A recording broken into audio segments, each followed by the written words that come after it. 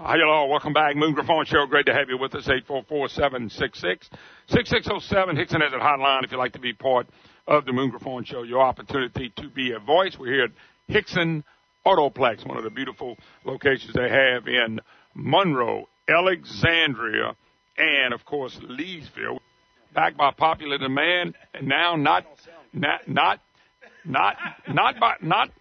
he does not have the opportunity to beat on me now when I was out of town.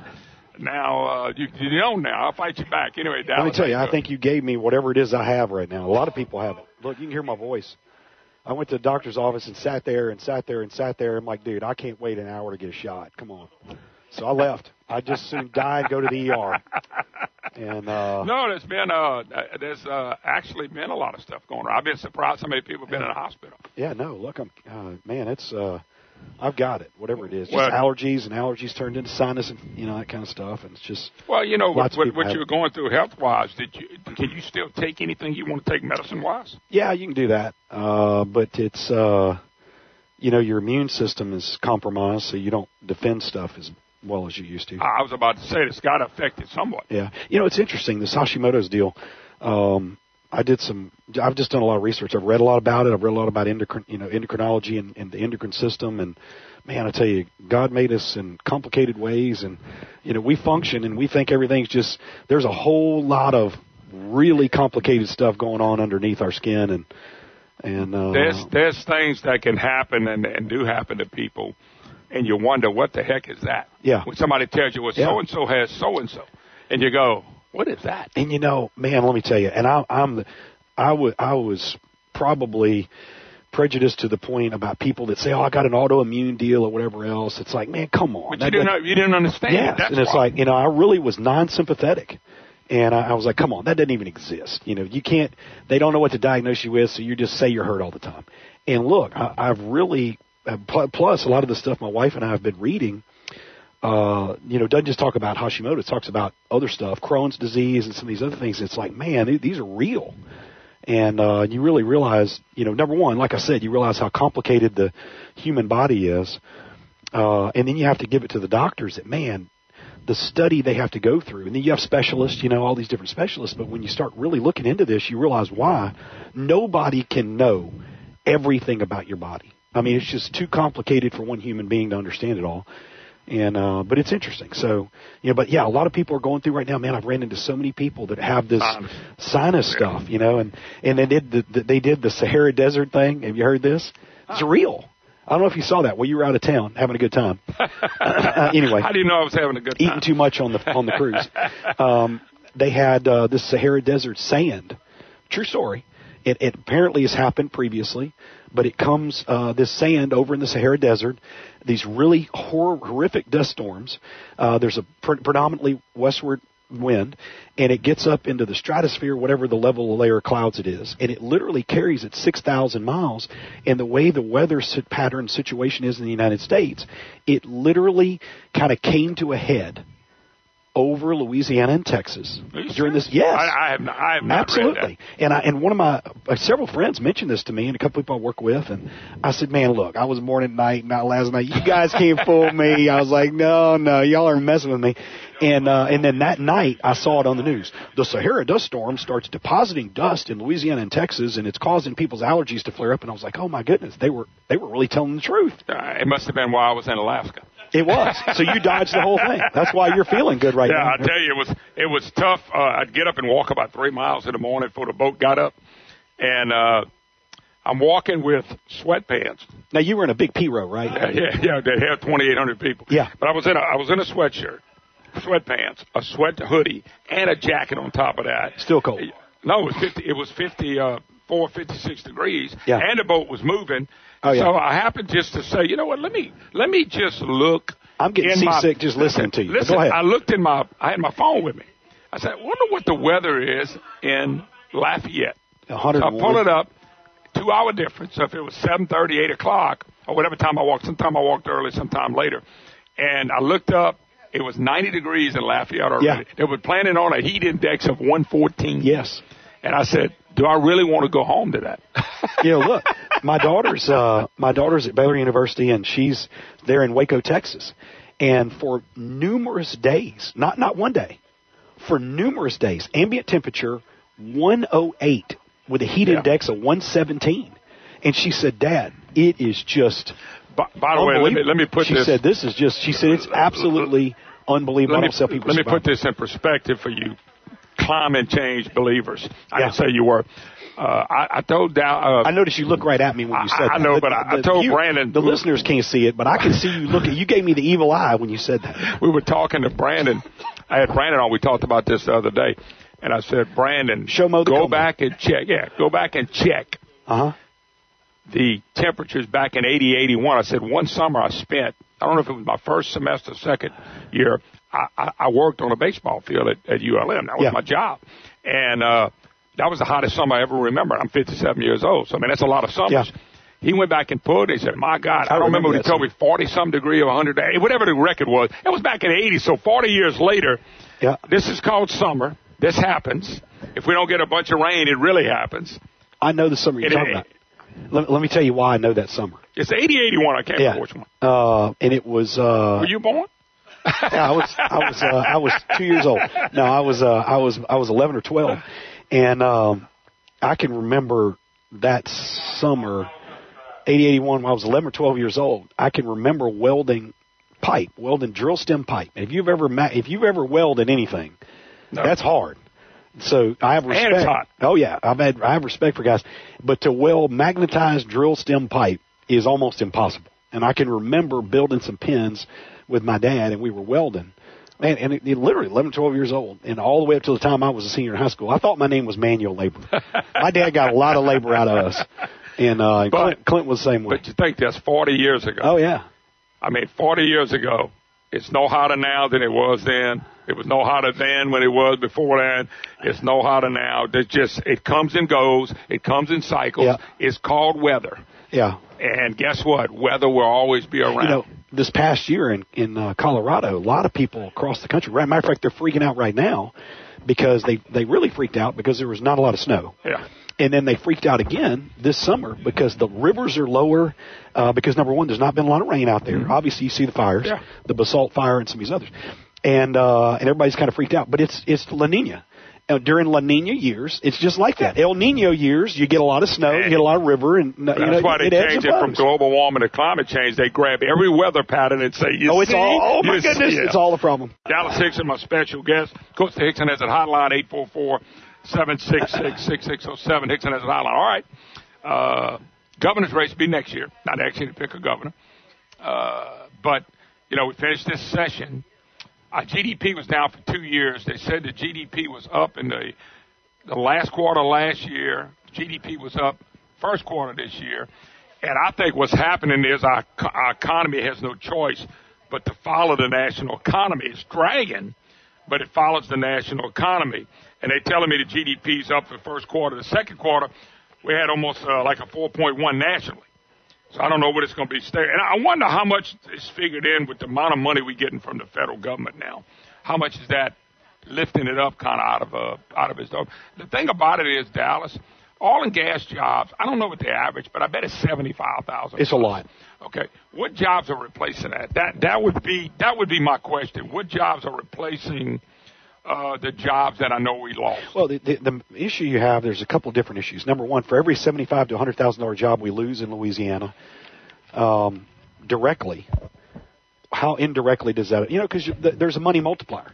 If I spend $1 in our economy and I go buy something, I spend $5 and go buy a burger. Yeah.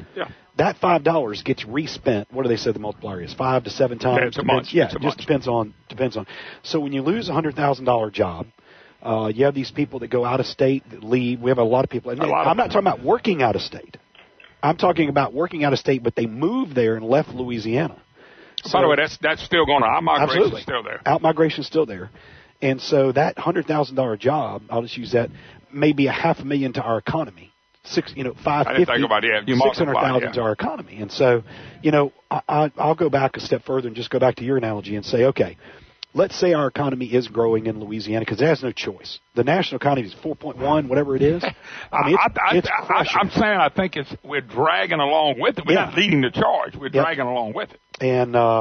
And so I'll just go back and I'll ask you the question in a positive way, but this way. Okay. What would our state look like if we had policies and procedures and laws and regulation that allowed us to participate like everybody else?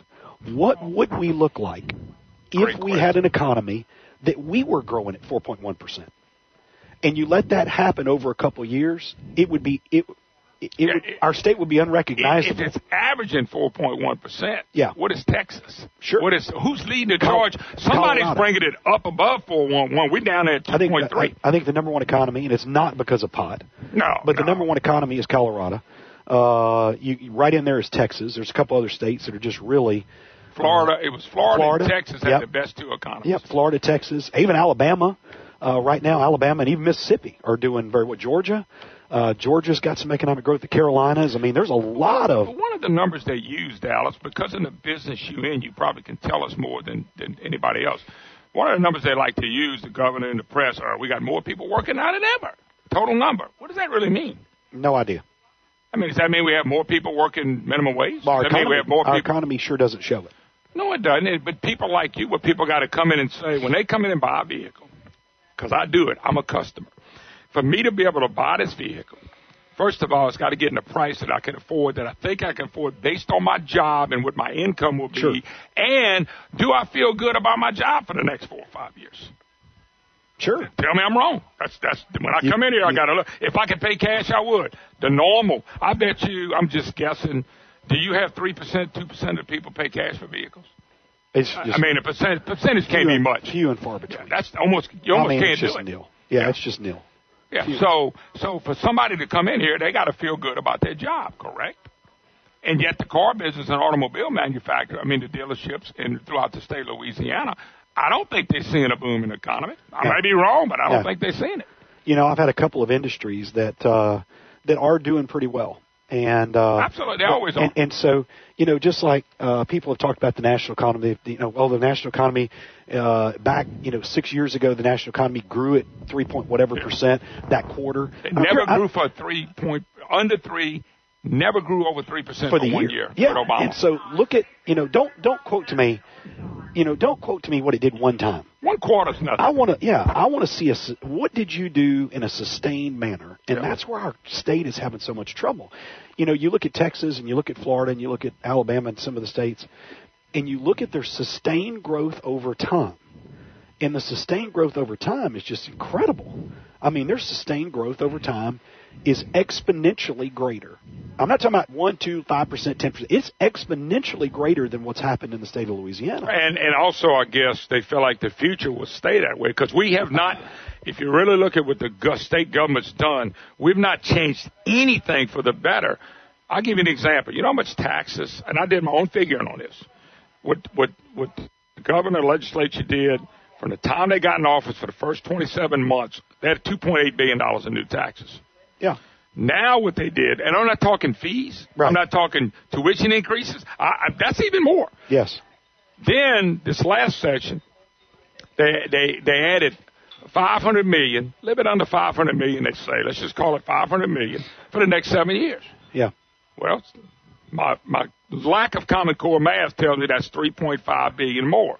So if you take the first 2.8 and add the 3.5, I think that's $6.3 billion in new taxes from the time the governor got in, stretched out for the next 7 years. What's changed? Well, education, road. I mean, what's changed? Nothing. We changed. Still spend the most on education to be ranked 50th. We're ranked 50th in health. We're ranked. We still have roads that are massively. Our road projects are massively underfunded. Not only in development of new areas of roads to expand, but in the maintenance of our roads we currently have today. And so people that are paying all these taxes, we still see potholes everywhere. We still see bridges falling apart. We still see. And so it's hard to be positive about the economic happenings of your state when you don't see the things. It's like, man, we're spending more money now for a smaller economy, our government. By the way, less people. Yeah, when less you look people. at the growth of everybody else, we've got a lot less people because we're one of 3 states that have out-migration. It may be 8 states with out-migration. I get the numbers messed up because you start talking about GDP, economy growth. And what's a shame, this is what's a shame, Gulf of Mexico. Mississippi River. Goodness. We have We many all resources. have rivers right between us. Y'all have the Red River between Pineville and Ellick. Shreveport and Bossier, the Red River. Washita River between Monroe and West Monroe. And I can go on as you go down. Go down to the port. We are sitting on a gold mine that we're trying to run. And Moon, I'll tell you, the reason why our state has been able to survive is partly because we are gifted in Louisiana, blessed and gifted with so many different resources, natural resources. Can you imagine where we would be economically if we had all the policies in place we have today? And by the way, not just this governor. You can go back to previous governors. You can go back decades. This governor's not, as I told the governor, and I told him to his face, you're a failed governor because you're not changing anything. If somebody and he's not. I'm telling you, if somebody could come in and change the way, drain the swamp, so to speak. It would be a change the government swamp in Baton Rouge. Really would be that. They could rule. I mean, they could literally come in and be a hero to the people of Louisiana. Now, I will tell you this. It takes a legislature to do it, too. So if you had a governor that came in and he did these great things we're talking about, and you had a resistance legislature, it would be stalemated. You wouldn't have a whole lot done. But I think people would start to regain hope and see, okay, if we support people that can support this process, whether you're Democrat or Republican, you could come in and they would erect new statues of that new governor to replace all these other statues they tore down in New Orleans, and rightfully so, because they would be a person that would be involved in, quote, saving the future of our state, saving the future of our kids. By the way, there's one other thing besides, and it goes with natural resources, talking about the state. Oil and gas has always been a friend of this state. It's been a friend to the taxpayers. It's been a friend to workers. It's been a friend to the government. Sure. We're suing them. Well, absolutely. We're suing the hell out of them. We got a governor, got parish suing them. I don't think that's about the dumbest thing you can do. We used to control all the oil across the country. There's a lot of other states that have oil now. If Texas is booming, we should be booming. I agree. If nothing else but in oil and gas, and we're not because of lawsuits. Yep. And they'll tell you that. Yep. Got to take a break. Quick break. You're listening to the Moon Griffon Show. HixsonHasIt.com. We'll be right back. Hi, hello. Welcome back. Moon Griffon Show. Great to have you with us. 844-766-6607. Hixson Has It hotline. If you'd like to be part of the program, it's your opportunity to be a voice. All righty. Dallas Hixson, of course. We are at Hixson Autoplex. Three great locations, Leesville, Monroe, and, of course, right here in Alexandria, Louisiana. All right, Dallas. I got to throw this to you. We have a vote. We have a constitutional amendment that the people voted for. Years ago, when David Vitter was the representative, he helped bring across a bill that made it where you had to vote 2/3 of a vote to pass taxes or fees. Right. Okay, 2/3 vote on taxes or fees. Yeah, how's that worked out? Well, hold up, though. And this is what's funny. I'm getting ready to give it to you. And this is what shows you think the press is out of whack in Washington?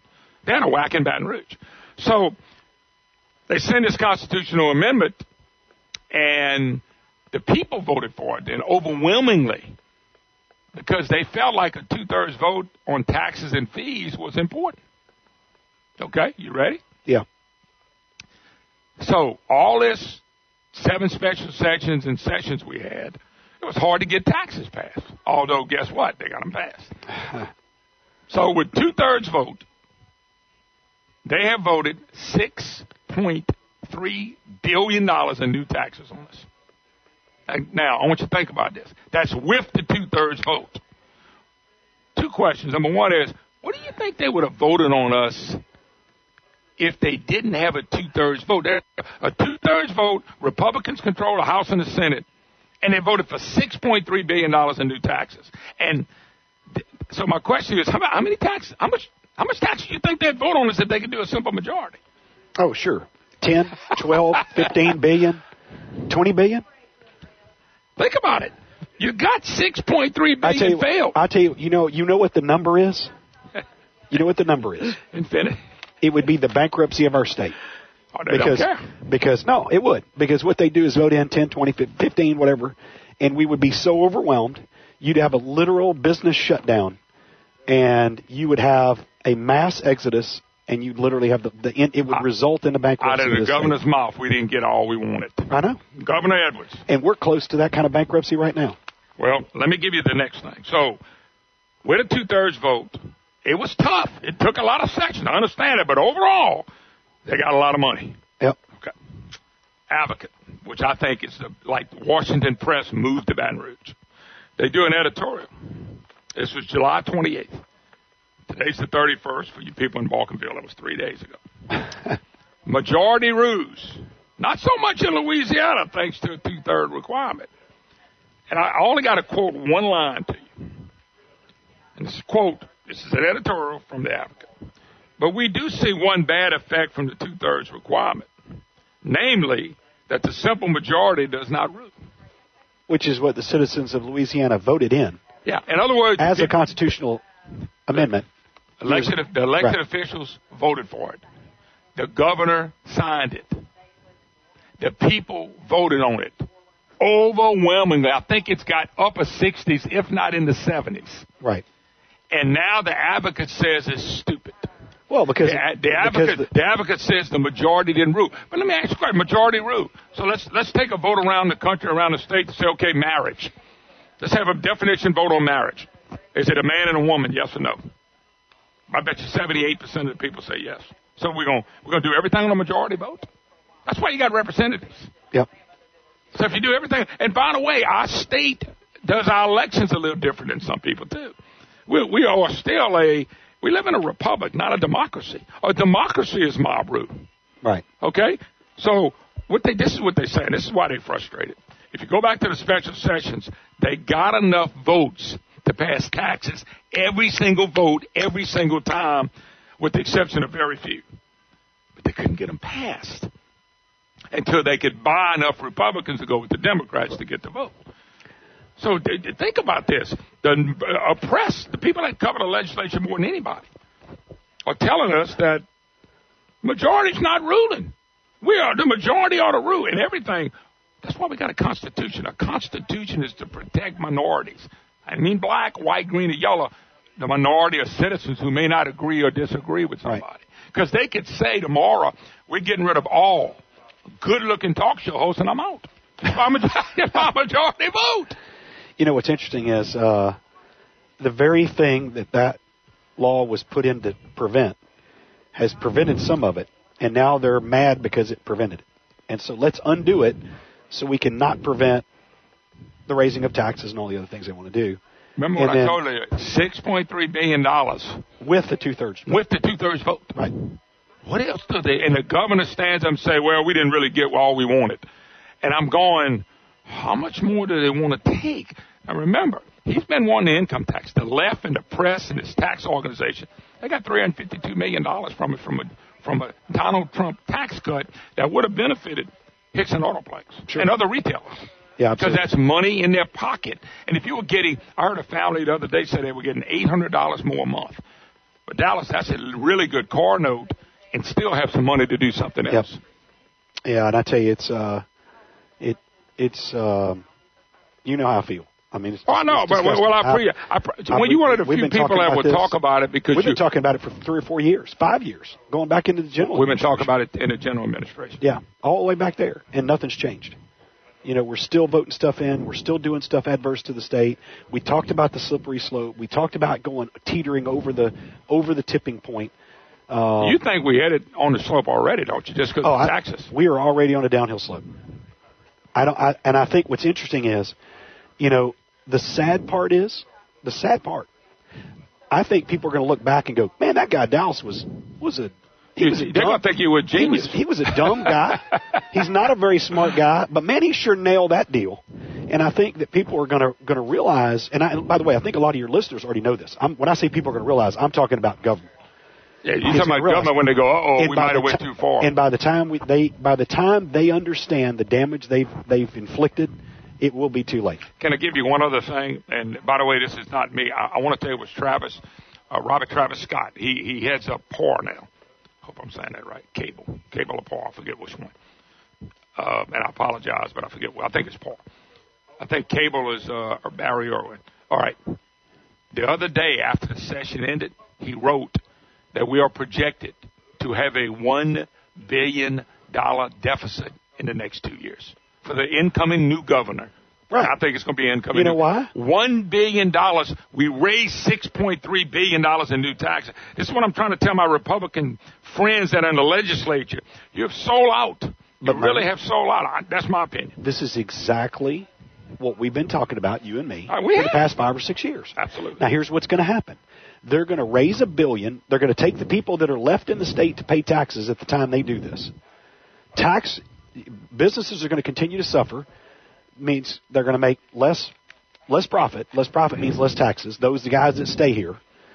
And then you're going to be put in a position where they're going to tax them more to make that $1 billion up.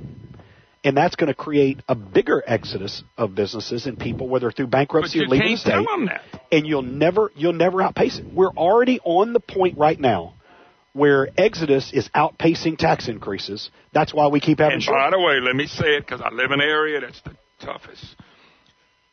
They are going to Texas. Yes. For jobs. They're leaving to other places for jobs. Every day. They're not leaving because they want to. They're leaving because they have to. Sure. All right, Dallas, appreciate it. 844-766-6607. Hickson has a hotline. We'll be back another hour to go. Dallas, appreciate you joining us. And 844-766-6607. Of course, Hixson has a hotline, HixsonHasIt.com. I do want to get into vehicles with you, but I want to share this with you. This was an article by I don't know if senator or representative. Let me see if I can blow it up. Senator Norby Charbert of Senate District 20, and I'll just give you the title: Lawsuits Won't Help Rebuilding Coastline. And he's talking about all the lawsuits on oil and gas. And really, the biggest problem with the coast is the diversion of the Mississippi River. You have a few hurricanes and stuff like that, it's going to wipe your coast out. The Mississippi River was dropping the nutrients they need for plants and stuff to grow that would protect the coastline. So, anyway, and then they just pounding the energy manufacturing side of it, oil and gas industry, because they think that's where the money is, and they're going after the money. Sure. And so there's the problem. If you got a coastal problem, there's probably a lot of things that have caused problems on the coast, but oil and gas has been really the friendliest industry to this state. It really has. There's been people, and Dallas, you know this, there's been people with basically not a whole lot of education go in this industry, learn the industry, and become multi-millionaires. Oh, yeah. They've had people in this industry go in the industry, learn the industry, and put their kids through school and colleges and retired in it. And energy and oil, without energy and low price of oil, we would have never won any of the world wars. I mean, that's how important this oil is in the shirt you're wearing. It's probably in the headset you have on. It's in everything. What we do is we allow these people to come and sue. Why aren't they suing in Texas? Texas is next door to us. Why aren't they pounding Texas with lawsuits? Then you have a governor. Texas is benefiting from the lawsuits in Louisiana. Absolutely. They're laughing at us. Yeah, people are going there. And, you know, there was one rig that was offshore. They moved it a mile. I don't remember the name of the rig. It's been weeks ago. Several months ago this took place. They moved it 1 mile over into Texas to put it into Texas waters. But do you blame them? Oh no, I don't. Somebody that lives on the coast from Shreveport all the way down to Lake Charles, Sulphur in that area, and you're in oil and gas business, you can just jump the line. Yeah. It's not a problem. And that industry has led the charge, and yet it is booming right around us. Yeah. And yet people here. Now, I will tell you, we are picking up a few jobs. We are now. Sure. Because you have to. But the other states that have oil are picking up jobs at an exponential pace for what they're leading the charge. Yeah, for every one job, I don't know the numbers. For every one job Louisiana increases, they may increase 5. I bet it's in that industry. I bet it's a lot bigger than that. I wouldn't doubt it. I really wouldn't. I'm probably being conservative, saying 5 to 1. Yeah, well, we lost jobs over the last year. And they keep saying we grew and we didn't. We were one of the few states that actually lost jobs. Yes. Texas added 385,000. Arkansas 14,000. I mean, it was just numbers all over the place. And yet, and it's just frustrating to me because it doesn't need to be this way.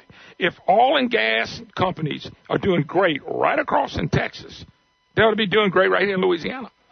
And it's just frustrating to watch my friends in that business. It really is. And you hear the people leaving. And by the way, those jobs are $7,500, $200,000 jobs. This is not in Midland, Texas. They were hiring truck drivers for $140,000. Yeah, truck drivers make good money. And they ought to. $140,000. I don't know many of them making that unless they own their own company. Well, I mean to tell you, and it's I have quite a few friends, including the Ford dealer that owns Ford and other franchises in Midland, Odessa. And man, they are just exploding with growth.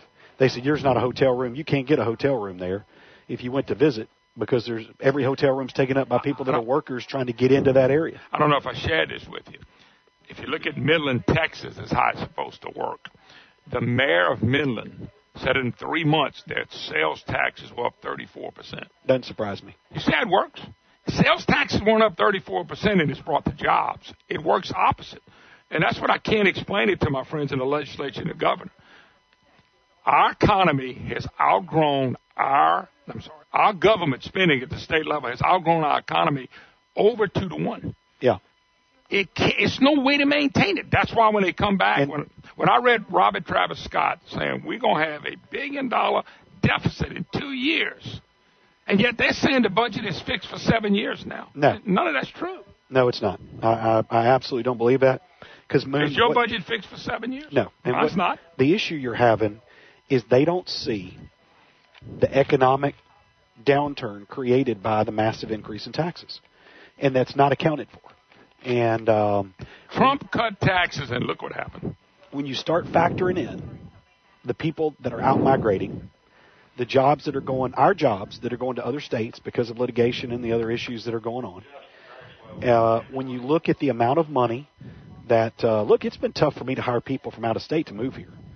They look at our educational system and from where they're coming from in many cases and go, man, your educational system's horrible, which I'm not blaming educators for that. I mean, my kids went to public school here in Rapides Parish, and they got a good education. But they're looking at these national statistics. They're looking at crime statistics. They look at income, taxes, and fees as a percentage of income.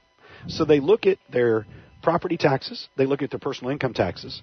They look at their insurance premiums for their cars. They I hope they don't look at that. But they look at insurance premiums for their health care. And then they when they factor all that in, they go, my gosh, Louisiana's number one at taking more of my money per dollar than anybody else. And I just have had a couple of guys move here. I've had to compensate by paying them a little bit more to offset what we were losing in taxes, what they lost in taxes here, just to get them to come here. You know, it's amazing. The printed press mostly keep telling people that we're a low-tax state. Oh, goodness. Brandon, I mean, listen to me. I'm telling you. That is insanity. I'm telling you. Lanny Keller, these people keep telling people, oh, we're a low-tax state compared to everybody else. If we were, we would be the best economy, the best jobs, and an in-migration state. That would change overnight. Yeah. But nobody wants to change When you look at the percentage of somebody's income that's taken in Louisiana versus other states. And by the way, you got to look at everything. Sales tax. By the way, we're not the highest anymore. We're 0.01% behind Tennessee. Yes, but when you look at sales taxes, when you look at personal income tax, when you look at premiums, insurance premiums for your cars and for your health insurance, and you look at those type things, you look at the percentage of money taken out on a per dollar basis of Louisiana, we're higher than New York and California. Now, New York and California pay larger dollars, but also look at the amount of income per household they make versus ours. But when you look at it, if you don't compare apple to apples, maybe they can say that. Take $1 and then look at how much of that $1 is taken away, and what are we left over with versus if I was in California or New York State, and we pay more. And so we've got a state, according to those states, in the way you look at their income, household income, we're much poorer than those states. So we have a much poorer population that pays out a lot larger percentage of that dollar. I mean, you've got the math does not work. I think they said we had 1.7 million, and if I'm wrong, somebody corrects me, on Medicaid. I don't know. But if we do, holy cow, we can't survive that. I mean, it's no way to survive that. We are to the point, like I've been telling you, like we've been talking about for 6 years. Please don't do this. I literally was to the point of begging on your show. Please don't do this. Please don't do this. Please don't do this. I know where we're headed. I see the taxes you're talking about raising and fees and the other things. Please don't do this. We're on a slippery slope. Cut government back. Let's cut it back like our state's falling back. Let's grow it with the economy. And then we'll bring it back with the economy. Okay. And when the economy grows, our government revenue will grow back with the economy. Please don't do this. And then we went to the point going, okay, you did some of it. Please don't do more. Please don't do more. Please don't do more. And then now I'm trying to tell you just what we're telling the people in the legislature in Baton Rouge. Now you've done it. You got a chance. You got to undo this. If you continue down this path, we will go under as a state if we don't change what we do. Brett Guyman, who used to be a representative, he hosted the program while I was gone and talked bad about me. Yeah. So I'll let you know, y'all all talk bad about me, but I know y'all all consistent against me. But Brett has made the point, he was on yesterday again, if you would index government with the growth of the economy goes up, government goes with it. Economy goes down, government goes with it. That's the problem. Since 2004, which is 14 years, okay, if you go look at our economy, our state government has grown twice of our GDP. Yeah, that's factual. Amen. That's factual numbers. Absolutely. Don't mean some people hadn't done good, over the last 14 years. Yeah, we're not talking about pockets of people. We're talking about our state as a whole. We're talking about the state as a whole. Right. We've grown it and grown it and grown it. Go back and look at states that have, we're approaching a cliff. I did some research on this, and I even mentioned it weeks ago on your show. I'm not sure that I've gone back and tried to look. I'm not sure if any state shrank their economy 3 straight years in a row. But we have a shot. Since the Great Depression, we may be the first state since the Great Depression to actually do that. Well, I know we had in a national economy that's growing at a heated 4-point-something% pace. Yeah. My goodness, what do we do? I know over the last 2 years where we were, they claiming the GDP's up. And it may be. I want to see it. But is it up because of something we're doing? Or is it up because the rest of the economy is pulling us that way? Yeah, is it up because of, Medicaid expansion? Is it up because of some of the things I think the Medicaid expansion is so big, and they got so many raw numbers that we're getting from the government. I think it's affecting it. Yeah. And everybody says, well, that's a good thing. It's not a good thing when 42% of your economy is money coming from the federal government. Yes. We're going to get to that 50-50 and then over, and we're going to depend on what the federal government does for us, not what we can do for ourselves. Sure. That is not the way you want to go. Yes, I agree. Let me take a break. Dallas Hixson Autoplex. When we get back, sell a few cars for a segment. I think you can handle that. By the way, my trucks, my son's truck that I got, man, y'all did a wonderful job with that. I wanted to thank you on that. We'll talk about that and more when we get back. You're listening to the Moon Griffon Show. Yeah, you couldn't. I couldn't. Hello, welcome back, Moon Griffon Show. Great to have you with us as we rock and roll. And, of course, in Alexandria, Louisiana, Hixson Autoplex. Don't forget the Hixson Autoplex. HixsonHasIt.com. And, of course, 3 great locations in Leesville, Monroe, and, of course, Alexandria, Louisiana. I got to brag about you a little bit, Dallas, and I hate to do that because you can get the big head like Brandon does. Brandon's an award-winning producer that I have. He's actually won a big award. But, Dallas, I just purchased a vehicle from Dallas, folks, for my son. And I got to tell you, from the cost to the service to making sure y'all went fine what I was looking for. I didn't buy a new one this time. That's next year. But I bought, but y'all actually found, Dallas, what I was looking for. Yep. We went through several vehicles. I know, but we you came up with one that worked. You got into one that we wanted, and it was everything we asked to find in one. And yet, the guy's service, I have heard from several of your salespeople. I've heard from Larry. It was really good to get the camaraderie after the sale. Right. Saying, hey, what do you think about this? How do you like it? Let me help you with something. And look, we don't even like you. I know, that's what I'm saying. Can you imagine how we would treat somebody we actually like? Well, I brought my wife, and you weren't there that day. I had Maddie and Tanya and Walker with me. We were all here, and you just happened not to be here. Yeah. But they took us through the process. The young lady, Cody. Yeah. That's Cody, right? She's fantastic. She did a great job of sales and making sure we were taken care of when we did the drive around and all that stuff. But I know some people are going to say, well, you tied with Dallas, you were treated a different way. I don't think so. I think I was treated the way you treat everybody. I agree with that. You didn't really do anything. You said, hey, Larry, I told Larry we're talking about what we were looking for. You had to look for some stuff. After that, you didn't do anything with it. Yeah. I don't mean that ugly. No. I mean that to show you the type service and the people I dealt with here. And look, I've told you this before. We're not perfect, but our people are empowered to go ahead and get things done. They don't have to come check with me on everything, whether it's you or anybody else we're taking care of. And, what's funny is I've had our people make some deals before that I looked at them and go, are you nuts?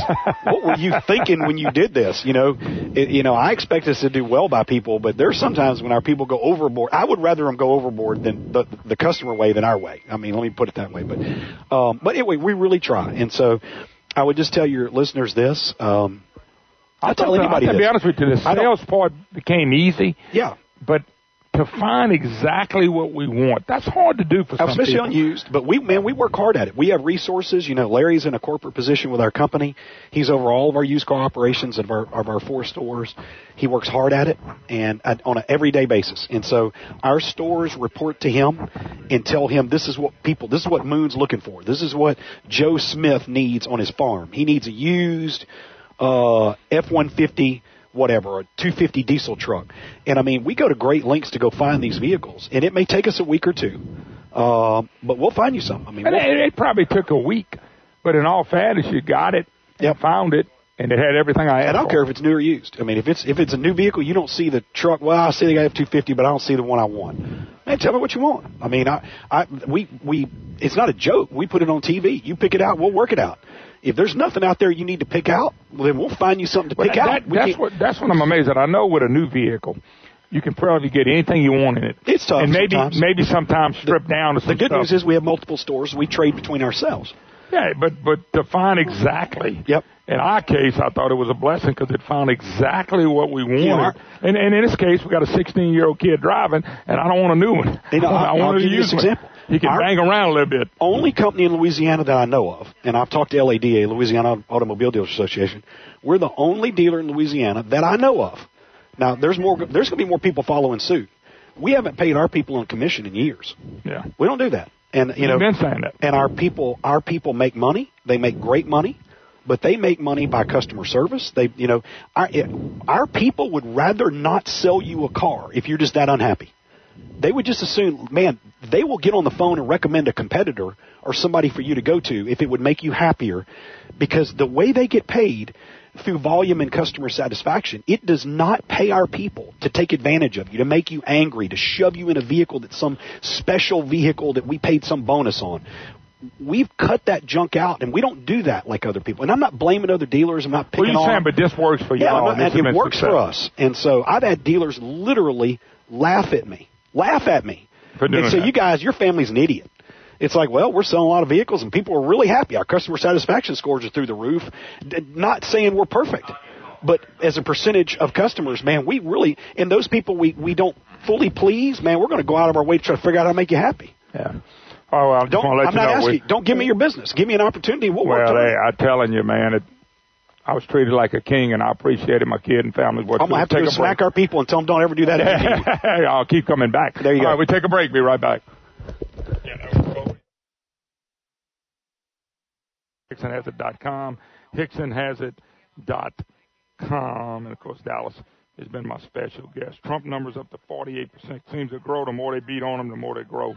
I'm going to get y'all to read an article. Byron York has a piece out. And he goes back to talk about Ken Starr and Clinton. When will Mueller drop a piece to affect elections? Anything they do, they ought to do before. Anything they do, they ought to do before Labor Day, is what they're saying. So it won't affect the election. I predict they really don't care what they do. They really don't. I mean, it's all about getting Trump, which would be funny if Manafort could win his case in court. That would be an awesome thing if Manafort could win. Yeah, I'm pulling for him because I think the Mueller trials are just a joke. But once again, Trump's numbers continue to go up and up and up. And people better go vote is all I can tell them. Anyway, Dallas Hixson, 844-766-6607.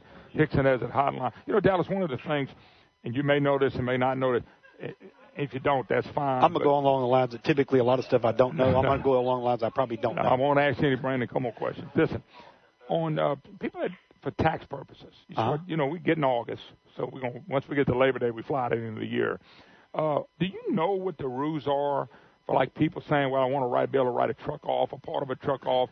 Those rules change all the time. Like accelerated depreciation and some things? Yeah, but like you can buy one and write up to $25,000 off or whatever. Yeah, some of that stuff, I know you're not a tax lawyer, but I'm just saying y'all have to deal with this maybe somewhat. People might ask you about it. We have had some questions about it. I don't know, Moon. That's a good question, and I don't know the answer to it. I'll find out. With some of the Trump tax cuts that came, certain things expired. I don't know if the accelerated depreciation was maintained. I don't know that. Okay. And, because I know that it's something people need to look at. Now, if I told you yes, would it cause you to buy a vehicle? Because I can say yes. I'm just saying. You can say yes, but I got a CPA. That's your problem. That's his problem. My CPA is the only one that loves to laugh. Because when I go in and I lay my taxes out there, he laughs. Yeah. This is funny. That's all you make. You want to write off, and that's all you make, so they laugh at me. But no, mine laughs because he's like, "That's all you got left." And it's just a little bit enough to pay his bill. That's about right. Yeah, that's about close for the. No, I was just kind of curious because I know people that want to buy vehicles, and you may have to buy it in the year. There's probably still some write-offs in there for people that want to do that. But check with your CPA, I guess. Definitely, absolutely. Because the laws do change. Well, and the tax cut did make some changes. And some of that Congress has to renew each year or every other year. And some of that, I believe, did expire, and I don't know that Congress has come back and renewed it. And then now Trump's talking about tax package 2.0, and so I don't know. I'm just not familiar with some of the things that were in that got through, and some things that did not. Well, somebody mentioned that to me, and I said, at this point, I just don't know. I don't know exactly what's going on with that because the tax laws change, and even if you don't have a CPA, you might can go see one and get some deal, but. If you can go through the 7 million pages of the IRS thing, the document, and understand it, good luck. Yeah. I got a letter from the IRS the other day, and it was interesting. I thought it was a scam, and it actually is not. Many of your listeners may have gotten one too. And it was a identity confirmation letter, and not saying that my identity had been stolen. No, nobody would want to be me. I promise. It's like if they stole my identity. Brandon, you hear Dallas talking, Brandon. I'm not arguing with him on this. Yeah, no. If they stole my identity, they go, man, dude, take it back, please. Just go somewhere else. That's what I used to tell my kids. Don't ever worry about nobody breaking in and stealing you. Yeah, they'll return you. Yeah, they'll definitely return you. And so I got this letter. It was an identity confirmation letter that I really thought was a scam at first. And so I talked to my CPA yesterday, as a matter of fact.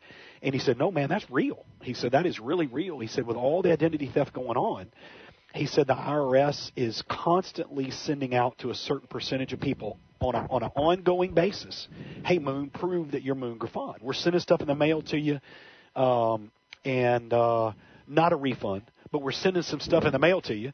We want to make sure you're who you are. And you know what? I think that's cool. I'm glad the government's actually doing that, that they're making sure that, hey, I'm communicating to this guy's house. Is this person am I communicating with the right person, basically? Well, the other thing is, Dallas, and I think this is probably part of it, people move in the society, and they always move. Yeah. So let's say you're going to get a refund check. Would you want the refund check to go to the guy that's in your old house, or would you want the refund check to go to come to you? That would be the question. Well, you would want it to come to you. I want it to come to me. You're not going to get one. If you want to send me yours, you can give me yours, and I'll take that too. If I ever get another one, I'm self-employed. If I ever get another one, I'll let you know. But I ain't got one in so long it's not even funny. On the 15th of April, I'm trying to pay the last penny I owe. Yeah. Not how much I'm a little different. Self-employment's taught me a little bit different. People that work for other people, they do their taxes. Y'all do them for them. Y'all send them out. You take them out. And what happens, Dallas, is they a lot of these people get their money back. Yeah. And people like me, while I pay quarterly, I'm not ever looking for a refund. I'm just hoping when April 15th comes that I have enough to finish paying what I owe. Yeah. I would rather do it that way because I got to use my money for the year. Right. Now, some people can't handle that. I understand that. You'd rather take it. But if we ever stopped and said, okay, government's not taking – Hixson Autoplex is now not taking any taxes out. Here's your taxes. your FICA, your federal income tax, your state income taxes, whatever comes out of that check. Now every employee had to do that. It'd be mass chaos. Yeah. It would be. Because people would go, huh? But the other beautiful side of that would be, my God, look how much they're taking out of my check. Yeah. Because we get used to looking at what you actually, if you're getting $800 for this week or for 2 weeks, there's $800 that you know what you have to do with it. Yeah. But you might have made $1,300. Right. Or $1,200. You see what I'm saying? And so I think it would help people understand how much they're really taking out. That's nothing to do with the IRS. That has everything to do with Congress. Sure. Congress sets the rules for the IRS. Sure, the IRS just enforces it. Absolutely. Yeah, the IRS just, they don't enforce it. They're not the people that set the rules. Congress is. Yeah. So the reason we got a big tax cut from Donald Trump is because most of the Republican lawmakers, all the Republicans and very few Democrats decided to give us a break. So all the IRS does is they're the mechanism to make the changes. Yeah. And the key is, that everybody's going to go back and look at years from now, next year, the year after, and years and decades later, they gave back X number of dollars of the taxpayers' money, and the economy heated up. Did the increased dollars collected at a lower tax rate, the increased income, taxed at a lower rate, get more revenue for the IRS? Can I answer that? Record revenue pouring in because of the tax break. Absolutely. And so that's what I was By the way, we're getting ready to borrow $1.33 trillion again, but we got record money coming in. Yeah. I got to believe one day that blows up in our face. Yeah, I do too. I mean, if you try that at home, it blows up in your face pretty quick. Well, you talk about trade wars and other things with Trump, and then you look at China. China's the biggest buyer of our debt. I mean, all China's got to do, they got more cash in China, more U.S. dollars.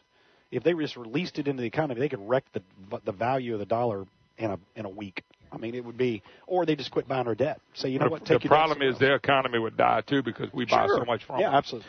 By the way, a guy named Terry just emailed me and said, "Y'all making me want to buy another vehicle." Oh, that don't hurt your feelings. Absolutely, man. I'm glad. By the way, let me tell you this. I know Terry's got a F-150, and the diesel F-150s here.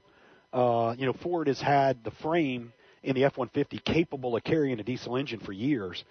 They came with, it's a Power Stroke diesel. It's a Ford-built Power Stroke diesel, just like the big diesel. Man, it is a beast. Now, I will tell you this. That's the last one he bought? This is me personally. No, he didn't buy a diesel yet. We just got them. But we have them at each of our stores, and so those people want to see one and hear one. They're quiet, ultra super quiet. Now, me personally, I still would buy an EcoBoost. An EcoBoost 6-cylinder gas, sequential turbos. You still like that? Oh, my goodness, Is that man. not what my it's buddy amazing. Jody is working in Texas now? By the way, he's another guy living in Louisiana working in Texas. Yeah, exactly. I see him all the time on Facebook. Didn't Jody buy an EcoBoost one? I think you sold him. He bought everything from us. But let me tell you. No, but I think he bought the EcoBoost one time. But see, the EcoBoost now comes with a 10-speed transmission. The fuel economy and the new Expeditions with EcoBoost, Navigators. You sell that in the F-150 too? Yes, F-150, 10-speed transmissions, unbelievable. The fuel economy, and because of the gear ratio. Is it that big a difference? Unbelievable. But now you buy 6, not 8. You buy a 6-cylinder, yes. Okay. The only reason I say that is I pull a boat. Hey, look, I pull a boat as much as I can, and I think the 8 lasts longer for us to tow and power. My son's got a 4Runner, and I was pulling a 5,500-pound boat the other day behind my F-150. I hate to say this on the air. And I said, so I looked at him, I was like, let's go.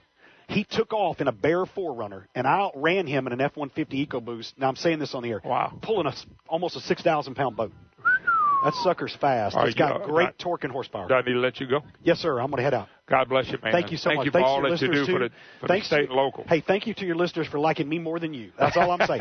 Thank you. That ain't saying much, but go ahead. I love you, man.